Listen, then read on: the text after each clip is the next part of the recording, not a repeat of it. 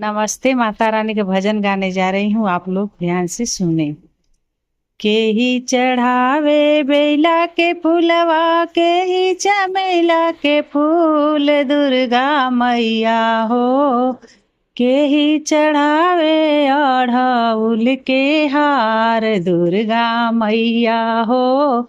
के ही चढ़ावे अढ़ऊल के हार, दुर्गा मैया हो।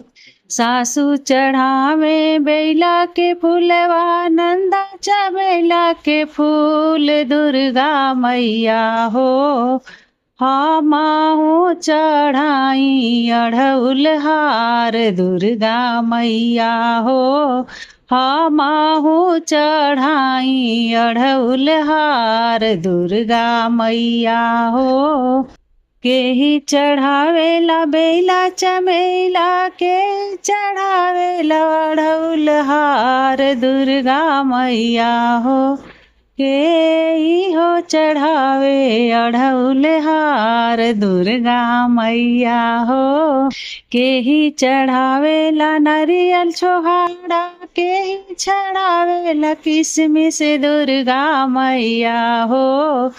के ही चढ़ावे अरवा चाउर के खीर, दुर्गा मैया हो। के ही चढ़ावे अरवा चाउर के खीर, दुर्गा मैया हो। सासू चढ़ावेली नरियल छोहाड़ा, नंदो चढ़ावे किसमिस, दुर्गा मैया हो। माहू चढ़ाई अरवा चाउर के खीर, दुर्गा मैया हो। हमहू चढ़ाई अरवा चाउर के खीर, दुर्गा मैया हो।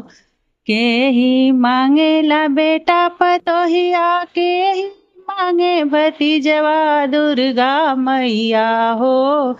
के ही मांगे सोर हो सिंगार, दुर्गा मैया हो।